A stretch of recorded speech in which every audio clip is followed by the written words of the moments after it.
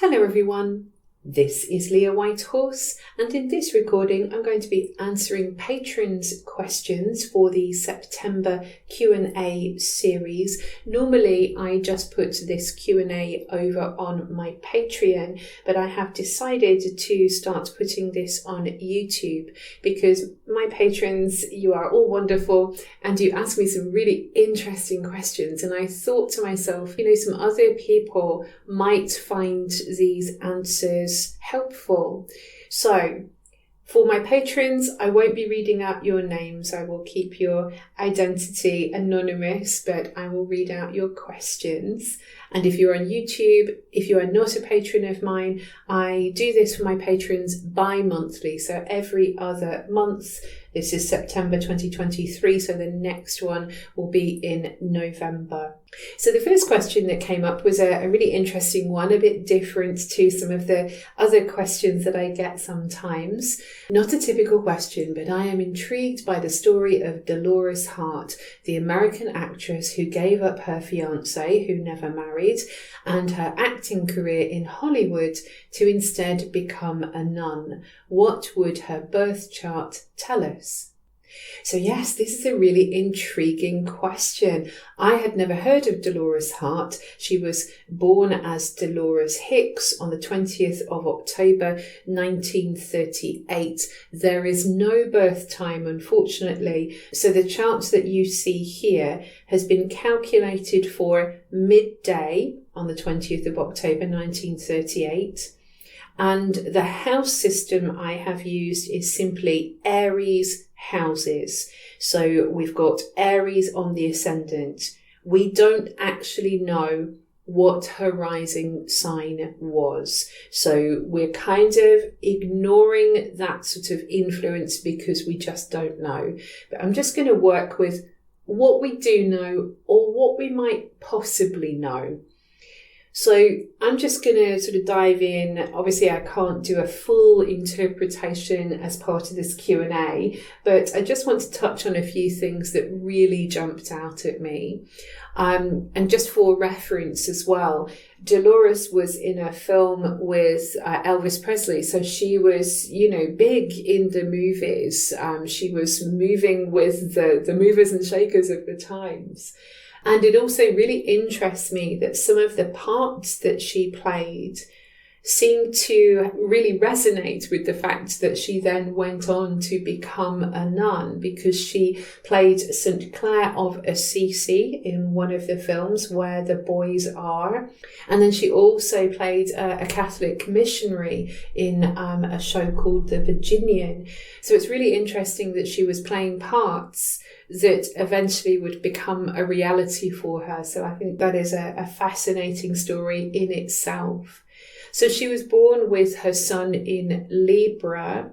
So this is a sign, of course, that is associated with balance and harmony and relationships.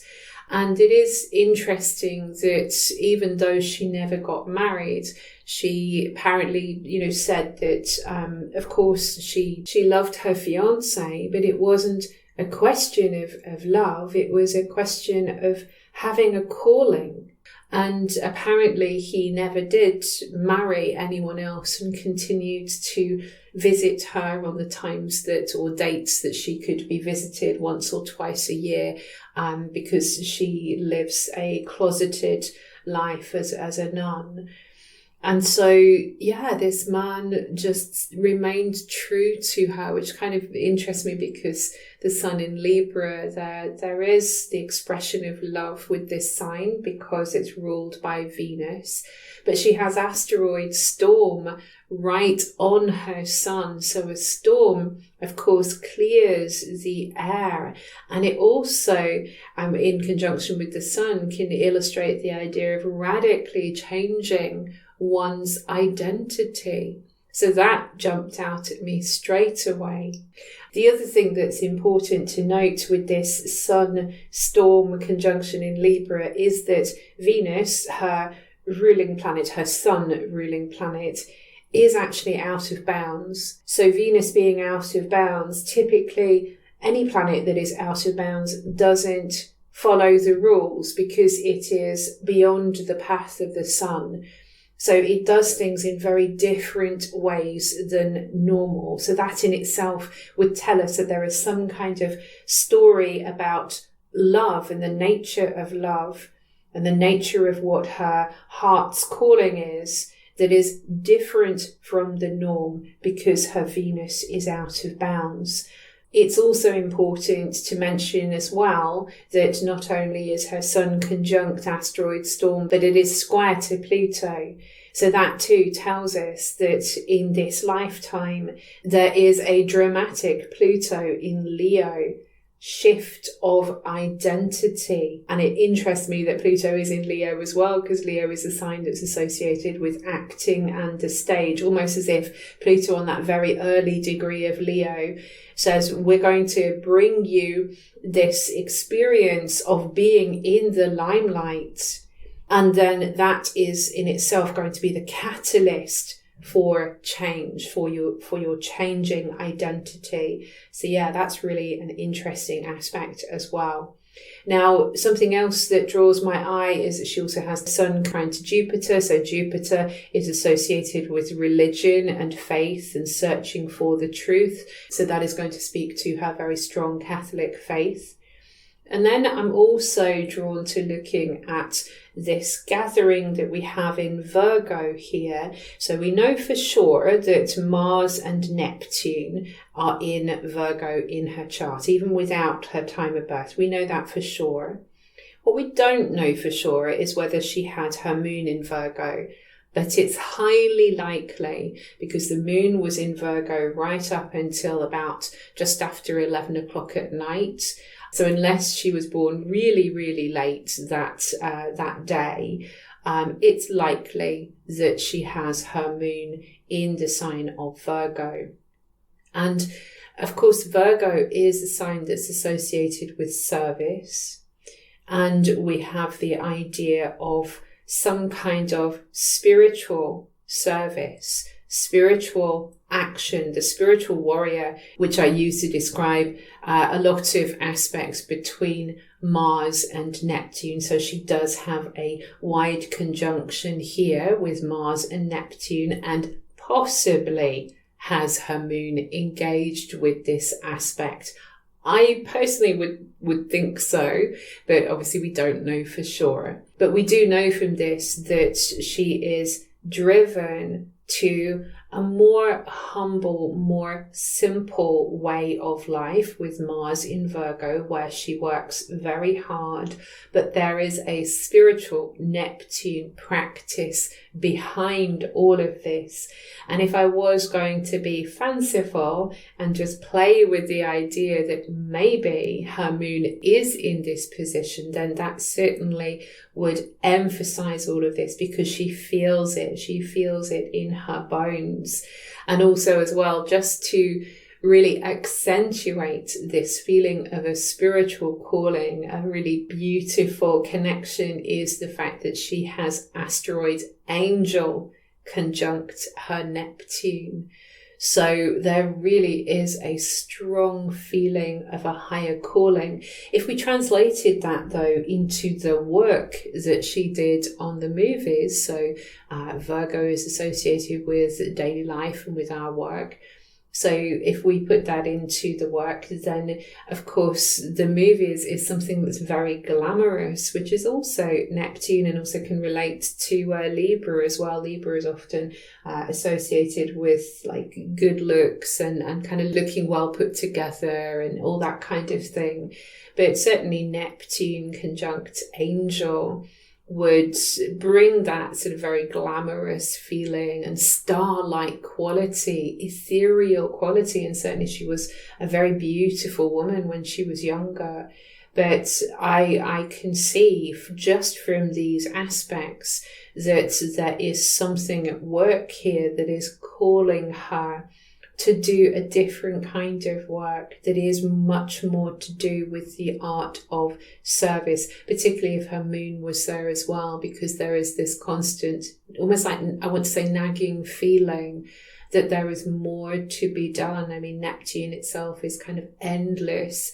and the endless amount of help to offer help. It's a planet associated with charitability as well. So being of service, being charitable, spiritual action, and this sense of being guided by angels. Absolutely, this is embedded in what we know of her chart. The other thing that I also must say as well is that Venus, so I mentioned before that Venus is her kind of ruling planet as far as what we know for her sun ruler. And also Venus is out of bounds, so that describes the doing things differently as far as love is concerned. But Venus is also in Sagittarius, so Sagittarius is a sign associated with the church, again ruled by Jupiter. So she's got her sun trine to Jupiter with that calling to the church, to this spiritual place. And then we have Venus in Sagittarius, which is ruled by Jupiter. So again, this feeling of a heart's call to broaden her horizons and go into places she hasn't been to before. That's what Sagittarius tends to sort of draw us towards. It is like an adventure. It's an adventure of the heart, but it is also this striving for the truth. And it can also sort of illustrate the love of reading religious texts, these kinds of things. It's higher learning. So there is much more that I could go into, but I don't have time in the Q&A. But I hope that's given you a little bit of a flavour of how even a chart without a time of birth can give us a lot of information about the choices that people make in their lives. Okay, on to the next question, which is, can you please explain White Moon Selene? Do you find it significant, and is it related at all to the Black Moon Lilith?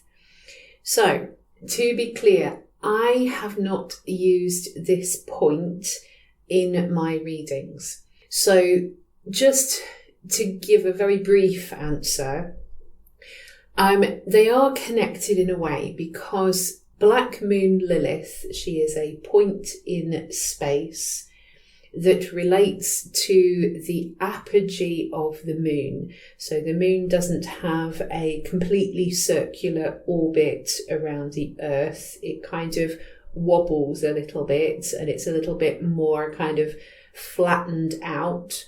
And so there are times when the moon is further away from Earth and times when the moon is near to Earth. And when it's far away, that point is called the apogee of the moon's orbit, and that is Black Moon Lilith. And when the moon is near to us, that is the perigee, when it's at the closest point to Earth, and that is White Moon Selene. Sometimes you see it called White Moon Selene, or just Selena, or White Moon Selena. So Selene was a goddess of the moon. So in that sense, yes, there is a relationship, I think. I feel as though I'm actually intrigued now, just kind of answering your question, because I had a vague idea of what White Moon Selene was, but I hadn't really kind of looked up much more about it until now. And now I'm thinking, I really want to look more into this because I've studied Black Moon Lilith extensively. It just started off initially because I noticed that Black Moon Lilith is exactly conjunct my sun in my natal chart. So obviously I was going to follow that story because it really fascinated me, because she's kind of really part of me.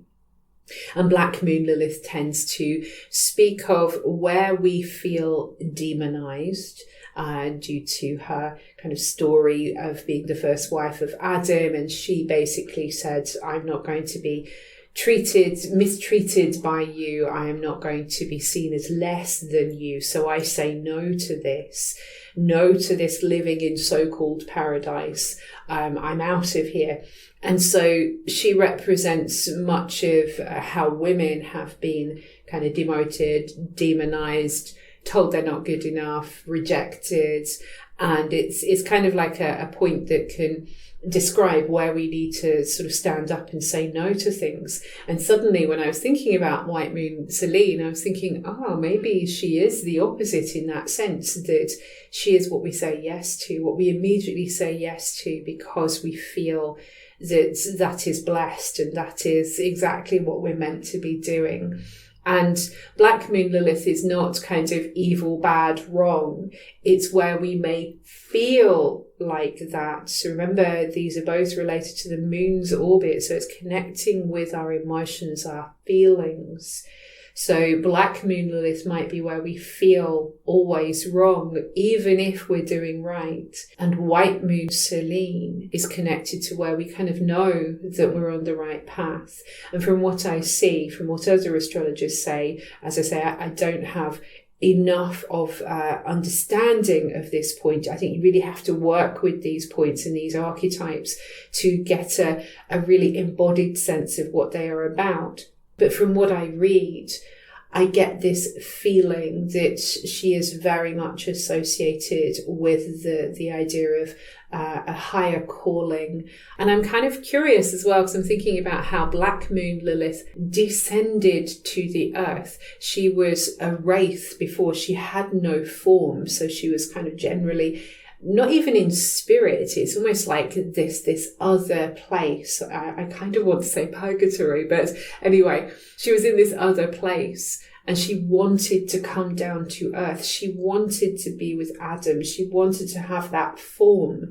So maybe, I wonder, I'm just throwing out ideas here, whether White Moon Selene is where we are ascending to or reaching for something higher, not better, higher, a different frequency, a different vibration, something that calls us towards the heavens and towards our spiritual calling. But of course, they are both connected with our spiritual journey, with our evolution as souls. The other thing that I've seen that I definitely relate to about White Moon Selene is people talk of this is a point where we feel blessed and protected. And that interests me because Lilith, my sense is with Black Moon Lilith that she feels unprotected, exposed in some way. Again, because of the rejection and the demonization and all the bad things that can happen. She can represent the bad things that can happen sometimes. She is also, I very much associate Black Moon Lilith with the witch, the archetype of the witch, which in popular mindset is someone evil and manipulative and casting spells and, playing around with eyes of toad and all this kind of stuff. So the witch, in the mind of the collective, in many ways, is connected with Lilith, who is almost seen as snake-like. In fact, there are even images of Lilith being sort of wound around by this snake and her connection with the devil and all this kind of thing. So a lot of people think that witches are, worshipping the devil and so on. Whereas White Moon Selene, perhaps she is the different kind of witch. I'm just throwing out ideas, like I say, but I'm just thinking of the archetype of the elderly woman who lives at the end of the village, who, you know that you can go to get a little potion if you've been having some troubles or this kind of thing. There's a gentler side to White Moon Selene, I feel, and yet both are imbued with this glorious magic and this sense of connection to all that is.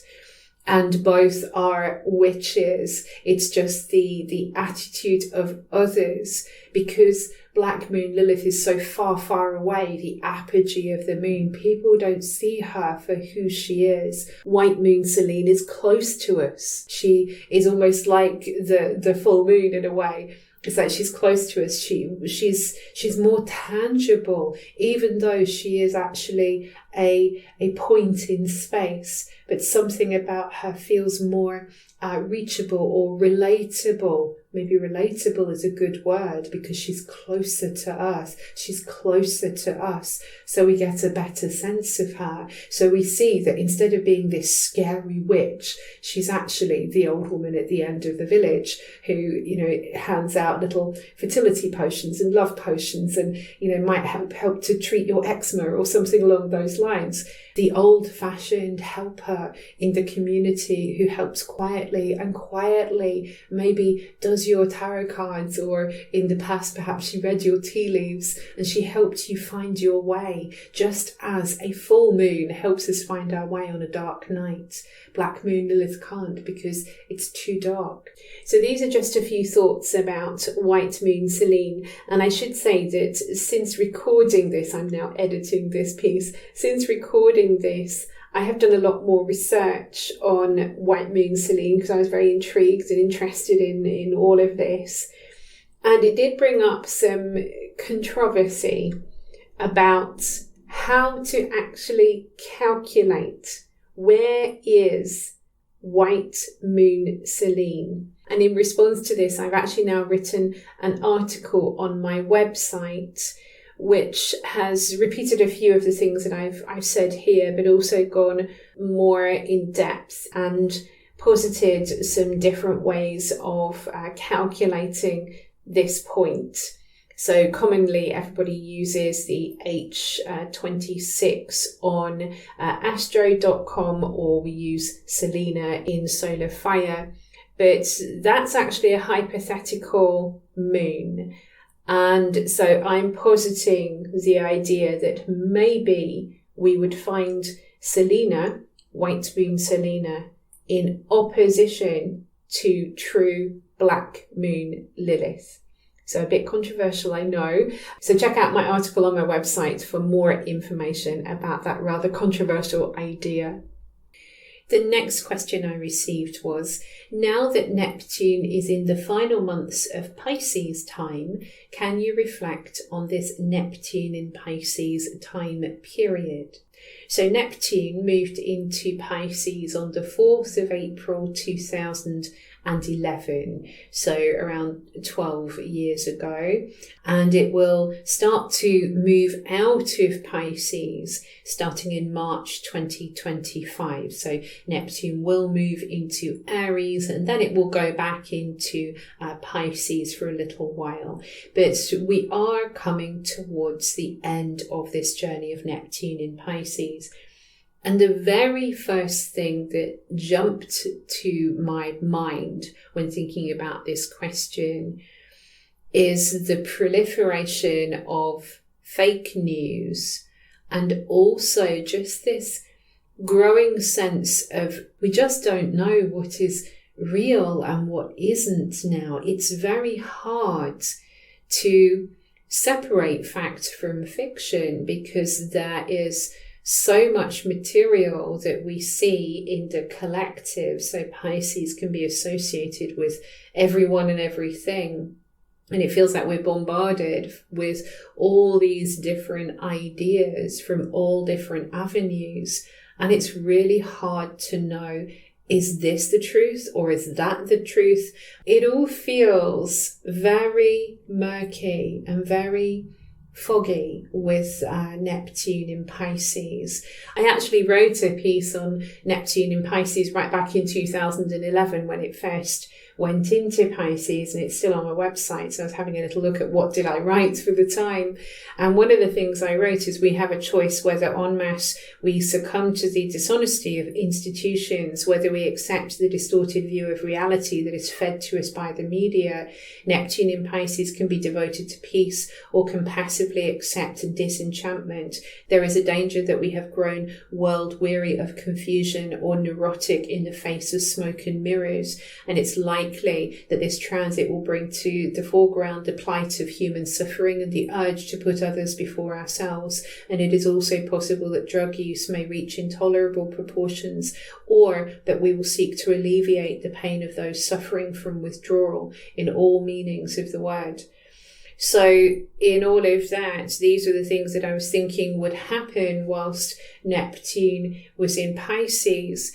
And I mean, I personally feel like there is huge disenchantment with the world, with the state of things. Like I said, the fake news, the not knowing what is true or what isn't, the feeling of being gaslit a lot of time as well, whether, it's by people in our own personal lives or whether it is with the people who are in power. Drug use has escalated massively whilst Neptune has been in Pisces. And I do feel that there is a lot of sort of sense of almost like defeatism or giving up. Not in all cases, because I think some of this, because there has also been a massive rise in sort of spirituality. I mean, look at how the topics of astrology and tarot and witchcraft and psychics have exploded onto social media. I mean, everybody seems to be an astrologer now. Everybody seems to be a tarot reader or a psychic or a witch now. And obviously TikTok, there's a whole new generation of people that are coming up there, some that are genuine, some that are perhaps not. And this is the thing with Neptune in Pisces, we don't know, or it's hard to tell. If you're not living in that world, it's hard to tell who is real and who isn't. So in a way, that I think is natural, considering we have no idea really of what's going on because of this fog that we're in with Neptune in Pisces, the shadow side of Neptune in Pisces. And so that has called us to search for something more.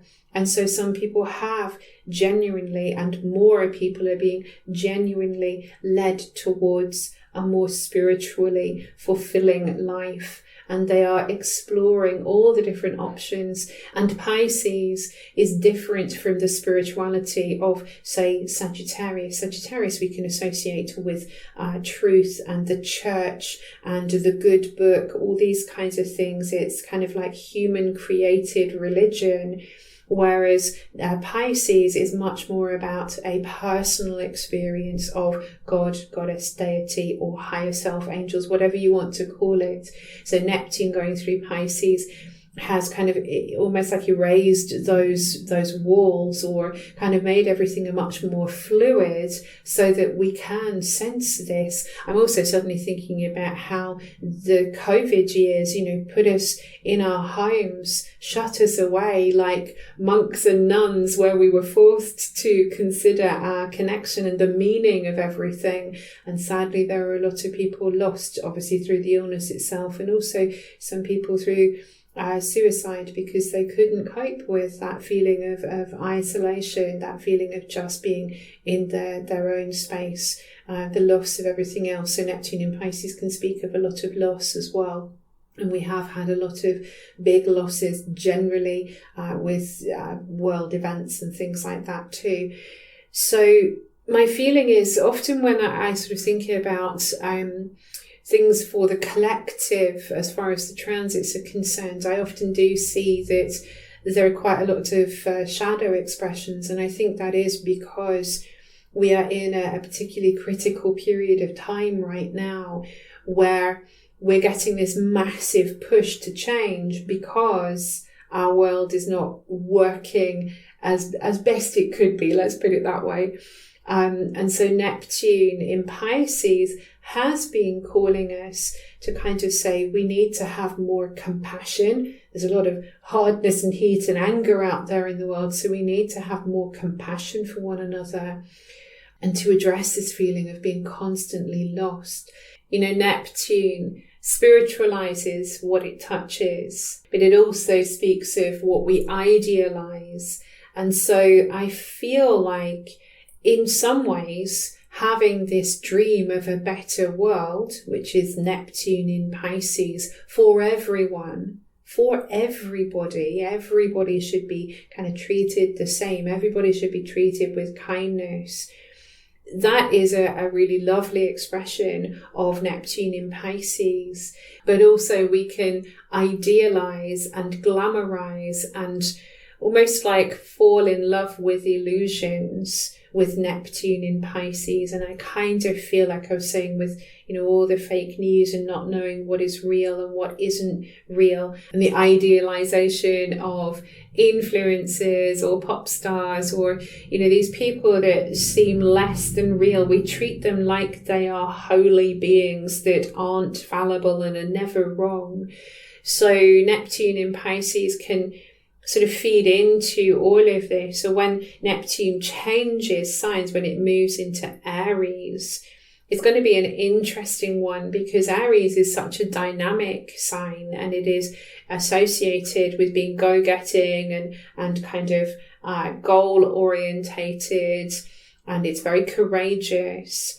And so maybe this is when, we get some kind of spiritual push to take more action on our dreams. The negative of that is possibly that we are sort of acting on an illusion, and we need to kind of be clear on why we are doing what we are doing. But Neptune in Aries is a story for another day. But certainly I feel like, the positives are, for me personally, and I guess it is because I live in this very spiritual world because of the work I do, I am glad that so many people are searching for something more, and to feel more connected, and to be more creative, and to use their imagination. But I certainly feel that there's also a lot that we kind of need to rectify after Neptune moves out of Pisces, so that we understand the truth, and so that we can eradicate this feeling of defeat and feeling lost. And to tackle the issue with drugs as well, because that's just, too much right now. So these are just a few thoughts about Neptune in Pisces and the passage of Neptune through Pisces. And as I say, I will be doing much more about Neptune in Aries as we get closer to that time. So on to the next question, which is about fixed stars. What can be done to remedy the influence of an evil star? In this case, Zuben Elgenubi. I hope I pronounced it right. I ask it in a general way, but my interest is because my progressed moon will be conjunct to this star next to my natal Pluto, and I would like to know if there is something esoteric that can be done for protection or correction. Okay, so a few things first. I don't actually use the fixed stars in my work. And the idea of sort of doing kind of magical work to ward off something that's associated with fixed stars, I believe, comes more from Vedic astrology. So you might find more of an answer to your very specific question about this particular star with a Vedic astrologer. All that said, I would never think of any planet, point, fixed star or otherwise as evil or bad. But I do think we can definitely work magically with whatever is going on in our charts. And it's actually a really interesting way to kind of understand, to further understand what is happening to us. And it forces us to kind of reflect on what is going on if we are going to ritualize some aspect of what is happening in our charts. Now, what I normally say is if you are having a difficult transit by a planet, in this case, or say, for example, you mentioned that your progressed moon is going to be kind of making its way towards your natal Pluto. So maybe, you might sort of see Pluto, or perhaps you're having a Pluto transit. I'm having Pluto square to my sun at the moment, for example. And it's also going to go on to then conjunct my descendant and conjunct my moon. So it's like Pluto for a good few years for me. So Pluto or otherwise, I always think it's about working with the nature of that planet. And we could go back to the old days and think about how, the Romans and the Greeks treated their gods and goddesses. They would give them offerings to try to appease them. Now, I think we can do something similar in this day and age. And so in appeasing that deity, that god or goddess, we are also aligning ourselves with what is required of us by this transit, or by this progression, whatever movement you are looking at. So for example, I'll just give you my own personal example. Because I have Pluto squaring my sun right now, and Pluto is moving through my 6th house, a lot of what I am doing is associated with Pluto themes. I am eradicating what is not good for me, what is not working for me on a daily level. It's the 6th house, so it's associated with my health. So I'm having to, exercise more. I'm having to ensure that my diet is cleaned up.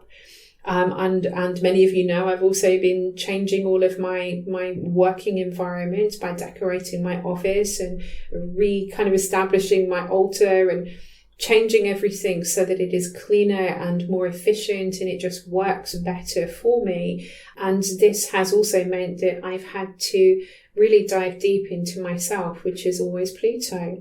To dive deep into oneself, to understand what is this shadowy stuff that I'm dealing with right now, what fears are stopping me, and how can I better take control of my situation. So rather than looking to protect myself from Pluto's action, it's more about looking at how is this helping? How might this help me going forwards? Because the planets are moving, or your planets are moving in conjunction with fixed stars, if you want to use the fixed stars.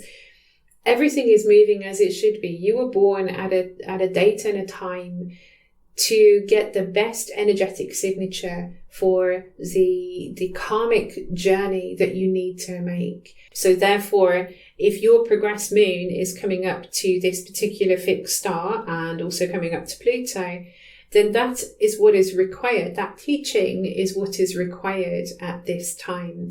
I think one of the difficulties with the fixed stars is that often sort of a lot of the old interpretations are still very present, which tended to be a lot sort of darker and more murky and more threatening and more scary. They're a bit more over the top than perhaps our modern interpretations might be.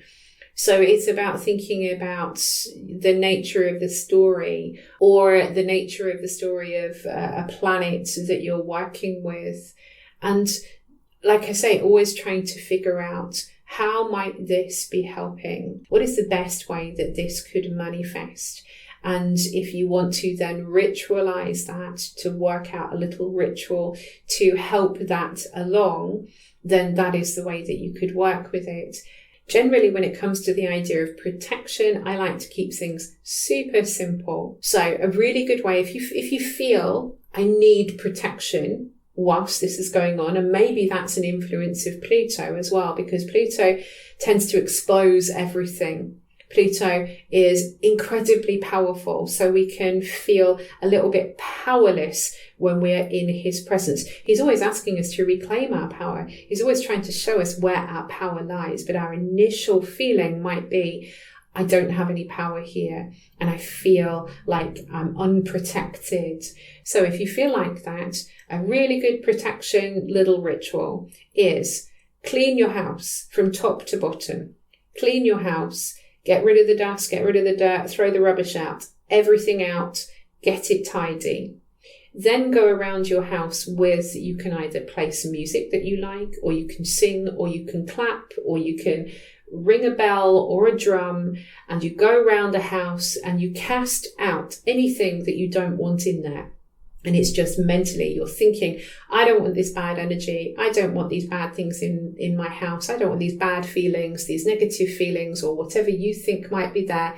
Get out, you're gone, go away. From there, you can go around your house and put a little line of salt along the windows and along the doorways. So anywhere that anything can get in other words. Salt is a preservative. It's an ancient protection. It's very, very simple to use. We all tend to have some salt in the house. And then once that is done, you can then go around your house and bless the house under the name of whatever deity or being that you would like, or you could just say, I'm happy in my home, I'm feeling good in my home, everything that happens in my home feels great, whatever you want to say. It's always good to make it personal. Or you might want to say a prayer that is from your particular religious or spiritual path, that you kind of set into the walls and the floor and the ceilings of your home. And by doing all of this, you are telling your unconscious, I am protected, I am safe, nothing can harm me here. And it is a very powerful technique to use. It doesn't mean that it solves every single problem. Sometimes we still have problems in life. But if we feel protected, if we feel strong, if we feel like we have some power and some agency, then how we respond to difficult things that happen can be very different to if we feel like we've got no control and everybody's just being rubbish to us and life is awful and it is always going to be awful. If you catastrophize all the time, then your response to anything that's difficult that happens is going to be more reactive.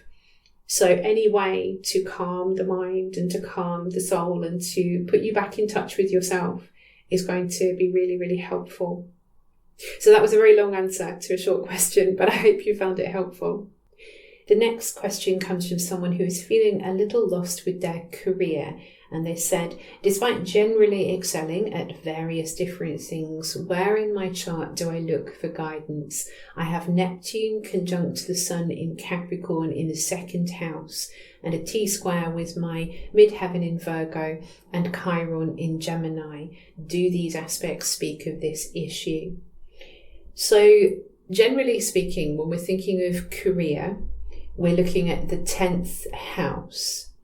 Now, I use equal house, so that means that sometimes the midheaven might be in a different house than being the cusp of the 10th house. So to sort of break that down a bit, if you use, for example, Placidus house system, then the midheaven is going to be the cusp of the 10th house. But because I use equal house, the midheaven might be in the 9th house, or it might be in the 8th house, or it might be in the 11th house, or it might be in the 10th house. Either way, I'm just going to go with the details that you have given me. So I know from what you say, you have your midheaven in Virgo. So that says that something to do with your public image, what you do out there in the world, because the midheaven is like the most public point of the chart. It equates to noon when the sun is at its highest, and therefore everything is illuminated. Everything is in the light. So the midheaven is what we aspire to, what we hope to put out there in the world, what kind of calls us to go out there and do something. And Virgo, as the sign on your midheaven, is saying, I want to go out into the world to help, to be of service, maybe to do something that is quite practical. And I want to be able to feel useful. I want to be able to use my skills and to always be learning. That's really important as far as your career. And Virgo careers typically may be connected with anything to do with health, whether that is working in a hospital, for example, or a dentist, or a veterinary surgery, or it might be that you're working in some kind of spiritual healing endeavor. But it doesn't have to be just limited to those kinds of areas. We're just thinking about the main attributes to Virgo, which is wanting to help, wanting to improve things. Virgo can also translate into the kinds of skills that people use to fix things and to create things as well. So it's a highly skilled kind of sign. And so what you need to do is to look to where your Mercury is, because Mercury is the ruler of Virgo. And that is going to tell you where your interest lies. What captures your mind? You know, what are you interested in? What makes you curious? And that is Mercury. What do you want to learn more about? What do you want to know more about? What do you want to say out there in the world? What do you want to be talking about every day in your career? So have a look to where Mercury is situated and the aspects to Mercury in your chart, and that might give you some more information. Now, something else that gives a lot of information is your Sun-Neptune conjunction in your second house in Capricorn. Now, that's really interesting because Capricorn is another very practical sign. It's an earth sign, traditionally associated with being very responsible, and you're able to take on positions that are quite high up in a company, for example, or you might want to be self-employed. Capricorn can do that as well. This is someone who is masterful. This is someone who's very capable, and you kind of need to have some kind of structure. But it's interesting because it's all got a twist on it with having the conjunction to Neptune. So with the Sun and Neptune being together in your second house, it tells us that you have a kind of spiritual, fluid relationship with money. And maybe there is a desire for you to have some kind of spiritual purpose to the work that you do. That would feel quite important. Now, we could also translate that into a creative purpose because Neptune is very imaginative. So, for example, this could be great if you wanted to go into acting, for example, because Neptune is very malleable. The Sun is yourself, your identity, but Neptune can mean that you're constantly shifting and changing your idea of who you are. That's why it works so well for acting. However, it can be also quite confusing, this feeling of, I don't actually really know who I am, especially if you're feeling a bit lost with your work, because Capricorn, Sun and Neptune in Capricorn is telling me that you want to know what to do for a living, so you have some idea of who you are. It's like they're all connected in one way or another. And so I feel like it's about finding what is meaningful. What is meaningful to me? And that is where the path of light is. When you find what is meaningful, when you follow what is meaningful to you, and like I say, it might be very spiritual because it's Neptune, or it might be in a profession, again, associated with helping, because Neptune is very charitable. So if you wanted to go and work in, for the homeless, for example, anything where you can help other people and kind of show compassion, that would also work with Neptune conjunct your Sun in Capricorn. But either way, you need to see a very physical result. This is not theoretical work. This is something where whatever you do has a concrete result, and the concrete result needs to be seen out there in the world, Virgo on the midheaven. So it needs to be seen out there in the world and to be helpful in some way or another, or, improving circumstances in some way or another. And it also needs to translate preferably into having some kind of income, because Capricorn in your second house says, I kind of need to feel secure here because there's a foundation that I need to create. It's important that I have this foundation. One of your big stories in life is about finding your value, because this is also the house of self-worth as well. And maybe that too is at times a little bit lost with Neptune. And it's like you kind of need to know how much you are truly worth.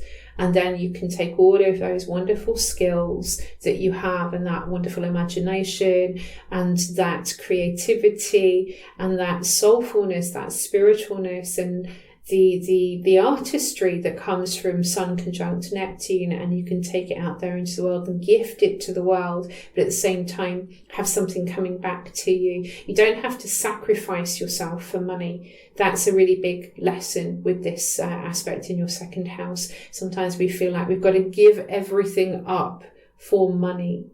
But maybe there is a better way. Maybe there is a way to use the interest that you have, remembering Mercury ruling your Virgo midheaven, that actually will pay you for the work that you do. So I hope that gives you a little bit more clarity on your career. There's also a really excellent book I'd recommend to you or anyone who's listening, which is called In Search of a Fulfilling Career. It's by Joanne Wickenberg. It's an absolutely excellent astrological text on, exactly as the title suggests, how to find what works for you as far as a career is concerned. And it breaks down everything you can imagine within the chart in reference to your career. So it's a really good book to read. The next question is about a Venus transit. I always look forward to Venus crossing my ascendant, but this October, Venus crosses my Virgo ascendant opposite to Saturn, which will be on my Pisces descendant. How do you imagine that this will play out? I'm currently single and working towards cleaning up my relational patterns. So Venus, generally speaking, when Venus comes into the first house, this is the time of year when usually we kind of feel a little better, we feel happier, and there is a focus on self-love, Venus in the first house, and a prompt to create or be in a better surrounding. We want to beautify our environment, or we want to beautify ourselves. We feel more attractive perhaps, and we're more inclined to follow the heart because Venus is close to the ascendant.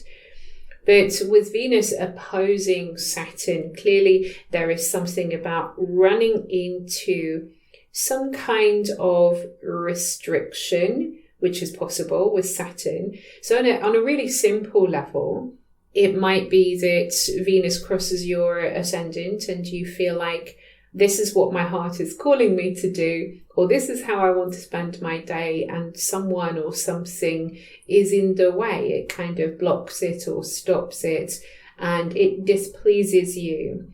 Or it might simply be that the things that you're desiring and the things that you're attracted to, there is some kind of obstacle to overcome to get to that point.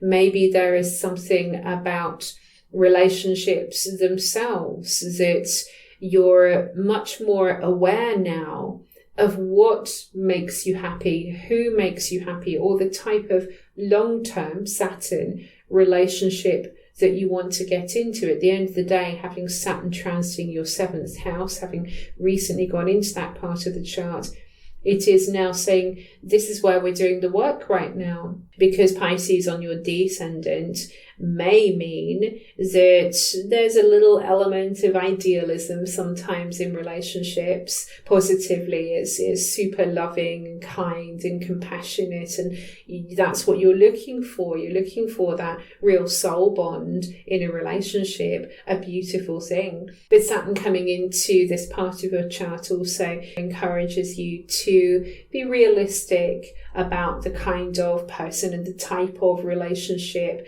that you can actually be with. You know, sometimes the ideal is great in theory, and then in practice, it's like, you know, it's not so good.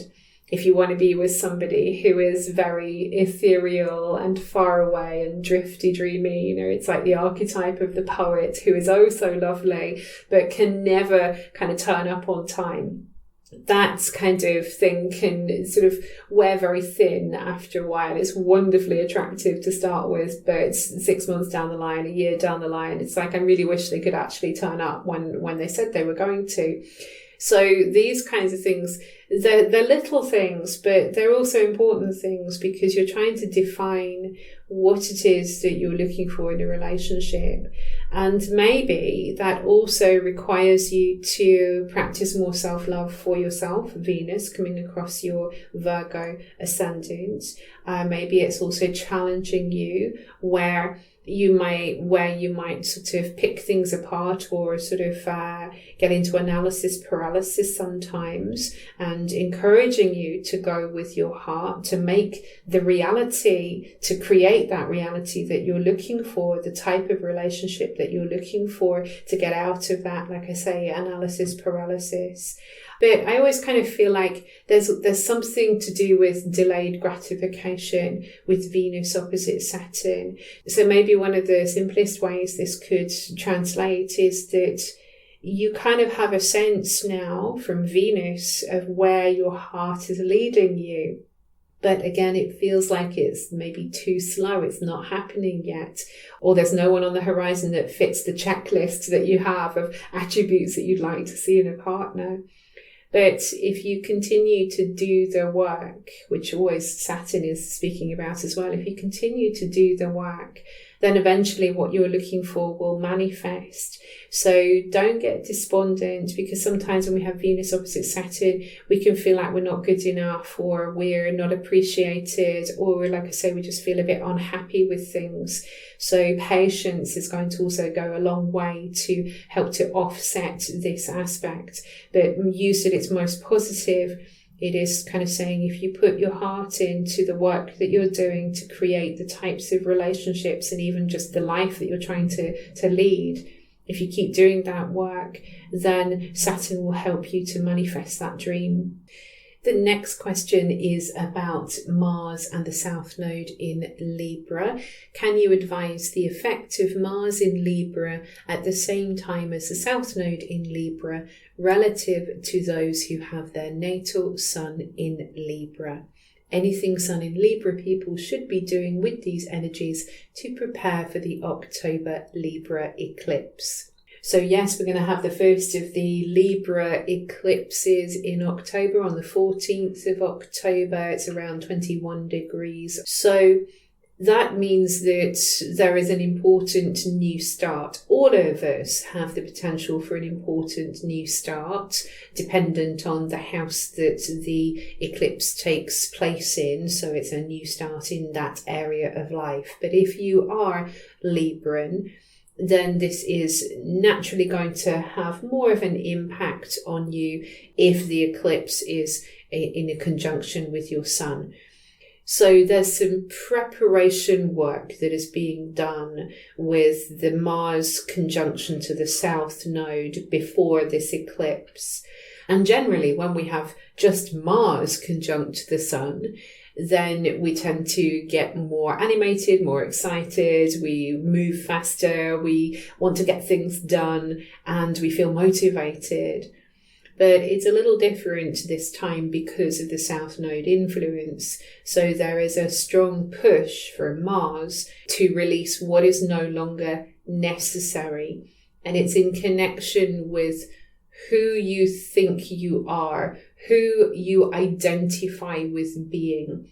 Some aspect of the self needs to be released, or some self-concept that you have is out of date. We are all growing and changing over time, and some things that we believed about who we are when we were younger don't fit who we actually are now. And sometimes we still sort of use a certain label or a way of describing ourselves, which again is out of date. It's no longer true for you. So the South Node conjoining your Sun is about letting go of those old concepts. And with Mars, it also might be about letting go of old goals that you have that, again, no longer align to the person that you are today. It might be about letting go of old conflicts.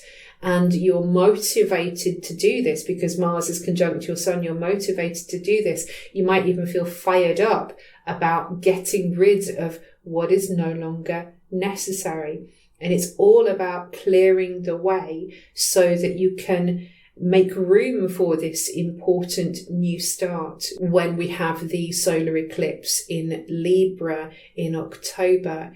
And the other thing I should say as well, sometimes for some people, there might be a little bit of a feeling that perhaps I can't do anything more to make this situation happen, whatever this is. It might be a relationship, it might be a job. It's always going to depend on what house it takes place in your chart. So maybe there's a little bit of a feeling that I've done everything here and it's not happening, so now I need to let it go. sometimes we can feel on the losing side because the South Node is conjunct your Sun. Sometimes we can feel a little tired because there's a draining energy to the South Node. And in all these instances, I mean, the main thing is always to take care of yourself, to look after yourself. Don't try to push everything too hard, because Mars tends to just want to fight about everything. You know, it's like fight your way through the blocks, fight your way through the tiredness, fight your way through the conflicts, whatever it is. But now there is the impetus to actually let it go. Let these things go. If it's not meant to be, if it's not happening, if it's not working, it's okay. We're creating space for something new in your life, and it's going to be important, and there's going to be greater revelations once you get to the eclipse. So it's almost like you'll understand more by then. I hope that is helpful for you. The next couple of questions are on synastry. The first is, in a synastry chart, are same elements in sun, moon and rising still considered compatible when there are no aspects between them, or even if there is a hard aspect like a quincunx? So I personally would say yes, there is still compatibility.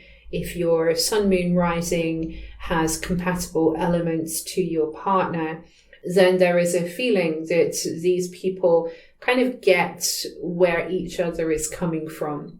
They understand, they feel it. There is a sense of connection, or there is a sense of immediate understanding between those people.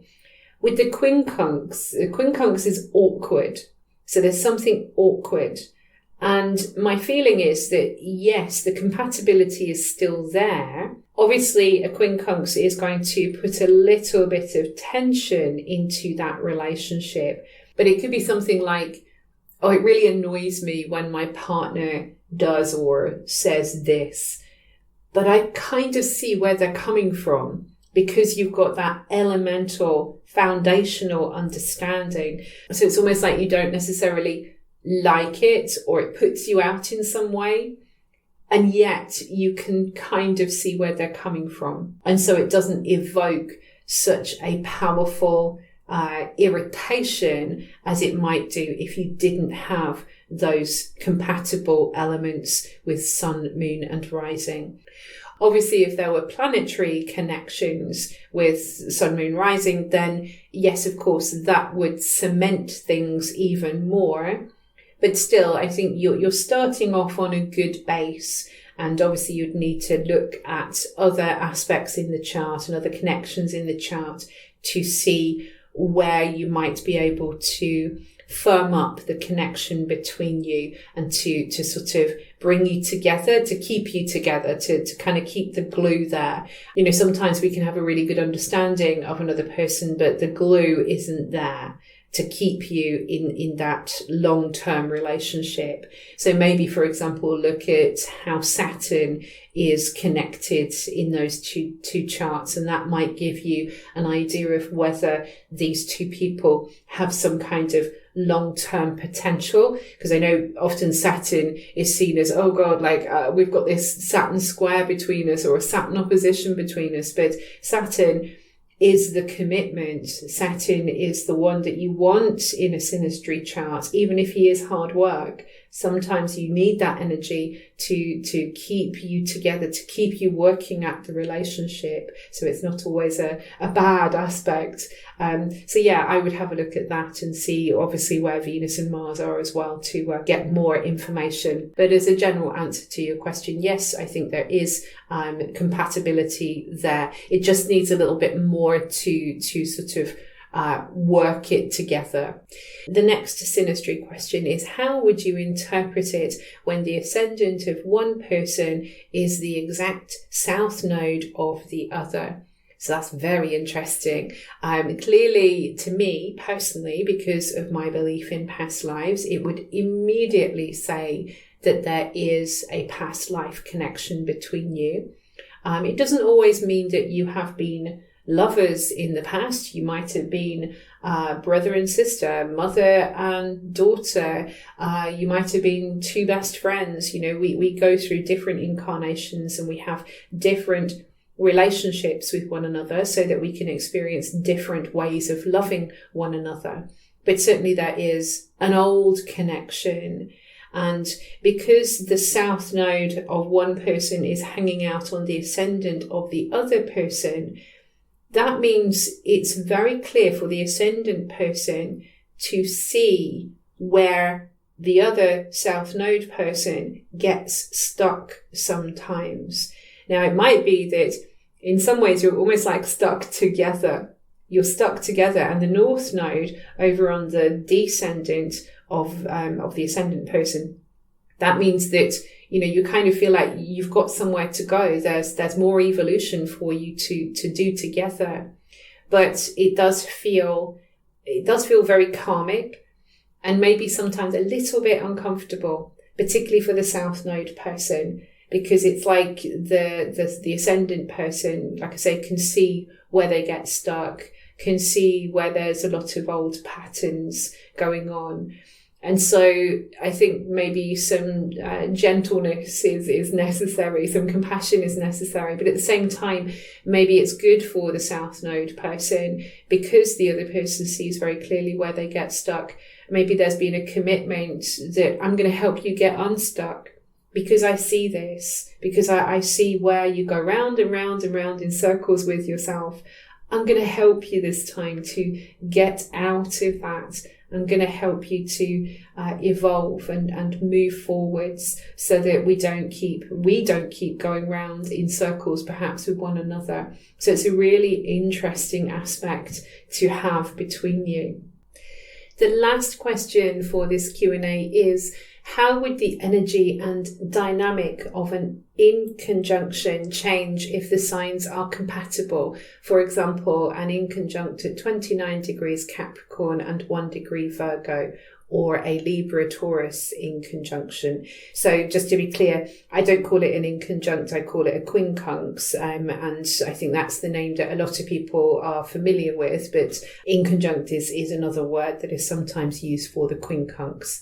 So any aspect that is kind of dissociated, sort of out of sign. So generally, if you have, for example, your moon at 29 degrees of Capricorn, then an exact quincunx would be at 29 degrees of Leo, for example. But in this case, it's actually in Virgo. The orbs that are allowed for a quincunx is going to take that quincunx to Virgo, which then means that Virgo and Capricorn, well, these are both earth signs. So it's a weakened effect generally, as with any other aspect. If there is a dissociation going on there, then it's going to be a weaker aspect. But then if you have those two planets that are connected by an aspect that are now in agreement, at least in one place, in this case with the elements, then that is going to actually help to take away a little bit of that tension. It's already reduced a bit because of the fact it's in a different sign than normal. And then it's reduced again by the fact that there is some compatibility. By its nature, I was just saying in a different question about how the quincunx is an awkward aspect. It's one of those aspects where you're constantly trying to resolve some kind of irritation and you can't seem to make either side happy at the same time. Sometimes you've just got to get on with it, even though one part of you feels a bit frustrated with what the other part of you is doing. It's like you just have to sort of carry that energy anyway and still continue to do what needs to be done. And so we get this kind of constant irritation. But because you've got these planets in the same elements, then maybe there is just a little less of that frustration that if I do this thing over here, then that thing over there is going to get left behind, for example. So generally speaking, it is diminishing the influence of that quincunx and it's making it just a little bit easier to live with. So this concludes my Q&A for September 2023. I hope you found this helpful. If you have, please click a like and subscribe if you are listening to this on YouTube. And as I said at the beginning, if you would like a question featured in a Q&A, then please do sign up to my Patreon. The link is below. And in the meantime, I wish you many blessings on your path.